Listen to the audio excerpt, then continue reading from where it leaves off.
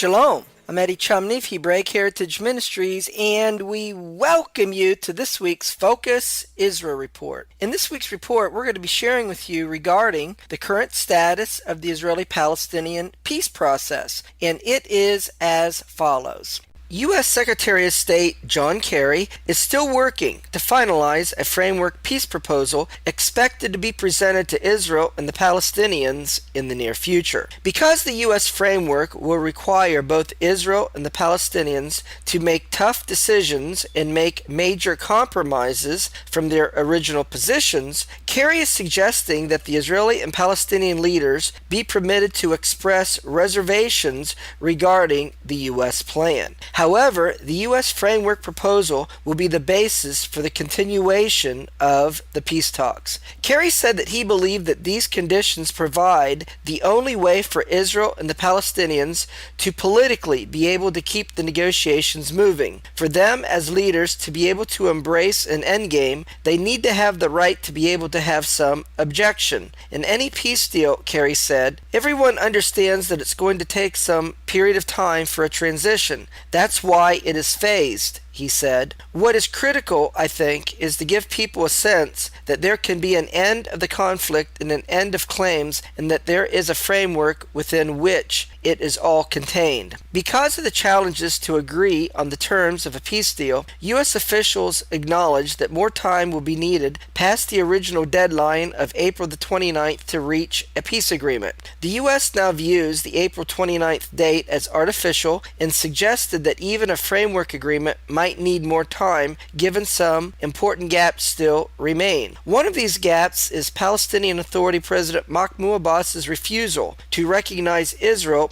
as the Jewish homeland. In an interview with the New York Times, Abbas said that recognition of Israel as a Jewish state is out of the question. Jordan's Foreign Minister Nasser Judah also rejected the idea of recognizing Israel as a Jewish state. He also rejected the idea of Jordan being an alternative home for Palestinian Arabs. Judah stressed that Jordan is not absent from the peace negotiations and will not accept any solution that contradicts with the country's interests and national security. Jordan will not negotiate on behalf of Palestinians regarding their envisioned state borders with Israel, Judah said. He reiterated Jordan's stance, which calls for the establishment of an independent Palestinian state based upon 1967 borders with East Jerusalem as its capital. This, he said, is a top Jordanian national interest. However, Israel Prime Minister Benjamin Netanyahu has said that recognition of Israel as a Jewish state by the Palestinians is a precondition for a two-state solution. Netanyahu dismissed as absurd the notion that Israel would sign an agreement recognizing a nation-state for the Palestinian people without mutual recognition by the Palestinians of Israel being the nation-state of the Jews.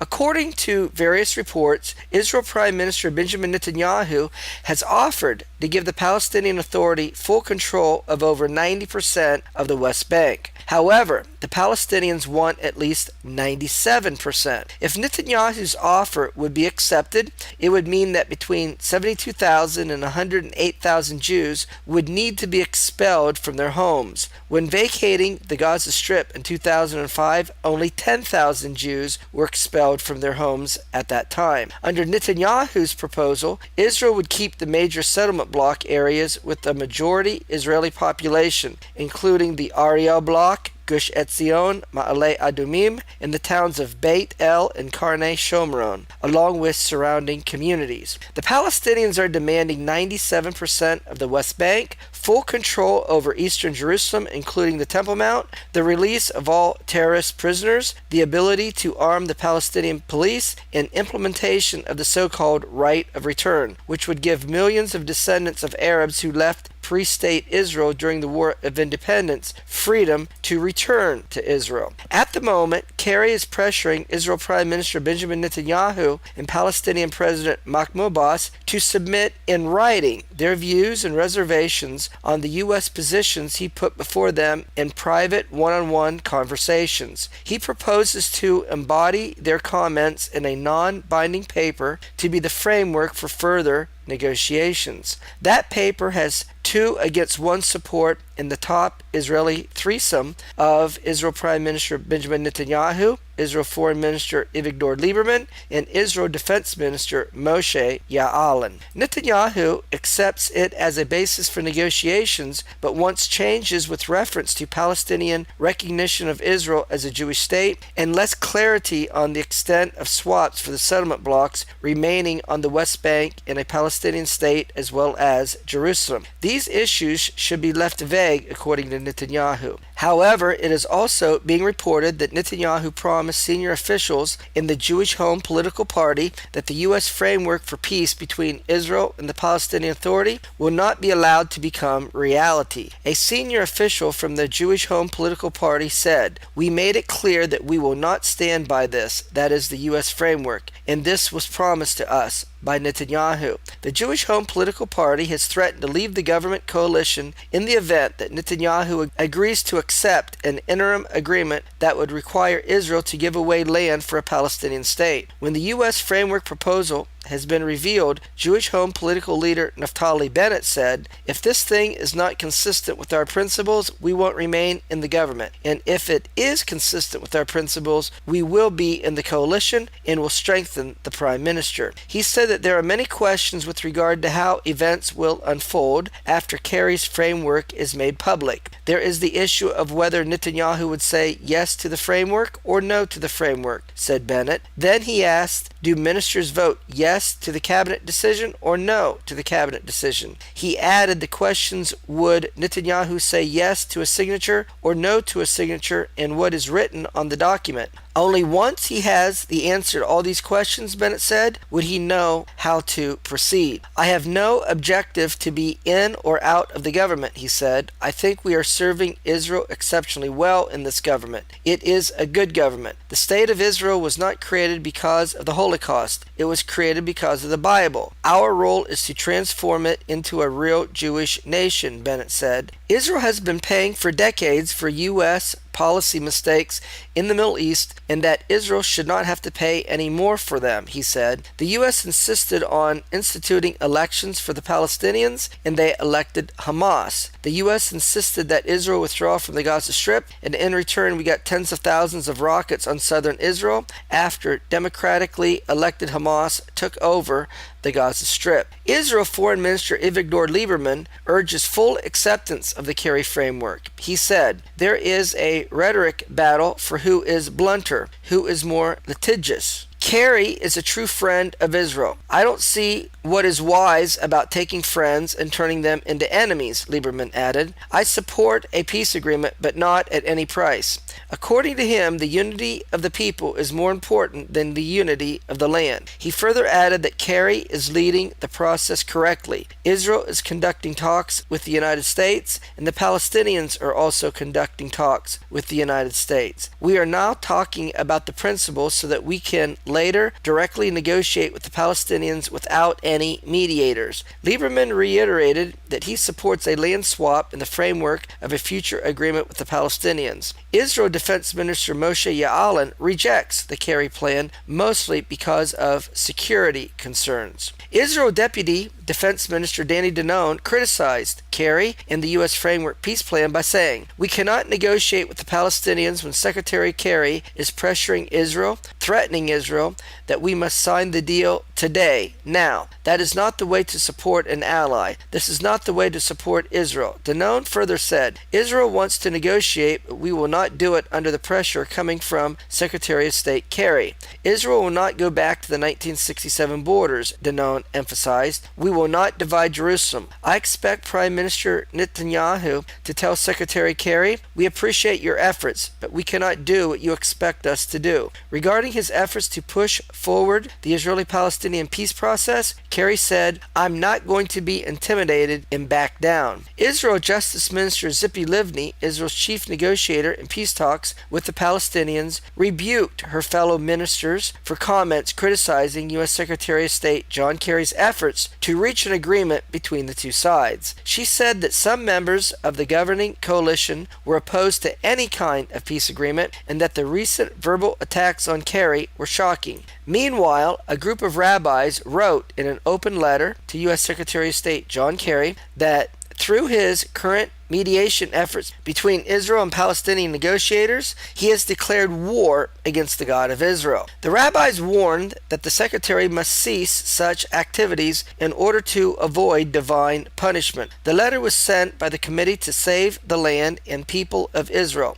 an activist group opposed to any political agreement with the Palestinians involving territorial concessions. This organization was founded by Rabbi Shalom Dov Walpo, who has also founded the Our Land of Israel Party. The letter reads, "Your incessant efforts to expropriate integral parts of our Holy Land and hand them over to Abbas's terrorist gang amount to a declaration of war against the Creator and Ruler of the universe. For God awarded the entire land of Israel to our ancestors, Abraham, Isaac, and Jacob, in order that they bequeath it as an everlasting inheritance to their descendants, the Jewish people, until the end of all time." The rabbis argue that Kerry's plan endangers Israeli Jews by bringing them within close range of potential rocket and missile fire from the West Bank should it be ceded by Israel to the Palestinians. "If you continue on this destructive path, you will ensure your everlasting disgrace in Jewish history for bringing calamity upon the Jewish people," continued the rabbis, comparing Kerry to Babylonian ruler King Nebuchadnezzar II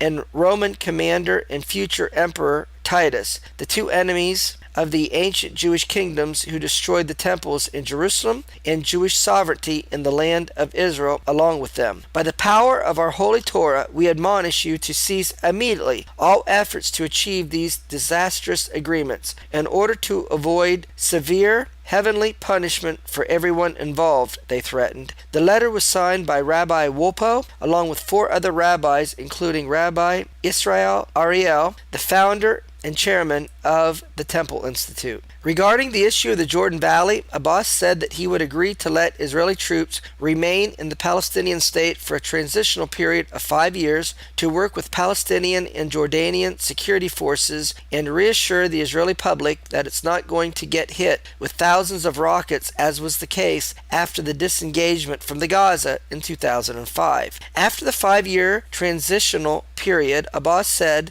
that the Israeli forces could be replaced indefinitely by an American-led NATO force with troops throughout the territory at every crossing and within Arab East Jerusalem, along with Palestinian Arab police and security units. The NATO forces would stay for a long time and wherever they want, not only on the eastern borders, but also on the western borders, everywhere, for a long time, for the time they wish. NATO can be everywhere. Why not, said Abbas. Such a force, he said, can stay to reassure the Israelis and to protect us. We will be demilitarized. Do you think that we have an illusion that we can have any security if the Israelis do not feel that they have security? Abbas further said that he could not possibly accept a lengthy Israeli military presence in a sovereign Palestinian state, saying, "At the end of 5 years, my country will be clean of occupation." The Israelis do not want the third party, he said. Former Israeli Prime Minister Ehud Olmert welcomed this idea. However, Netanyahu told me directly when we were in his house, "I cannot rely on anybody to protect my security except my army." He doesn't want to leave the borders to the Palestinians. Jewish Home political party leader Naftali Bennett dismissed Abbas's NATO idea, saying that they would prove ineffective in a real crisis. Bennett said that Israel should learn from prior experience with international forces. When everything's quiet, they're there. The moment you need them, they run away, he quipped. International forces will be the last thing to help us sleep in peace. The Israeli army alone will protect our children, he said. To any other solution, we say, no thanks. Abbas said that if talks fail, that he will join international organizations. His staff has already made preparations to join 63 of them. Well, that's going to conclude this week's update, where we shared with you regarding the current status of the Israeli-Palestinian peace process. Until we do it again, Shalom in Yeshua the Messiah. Amen.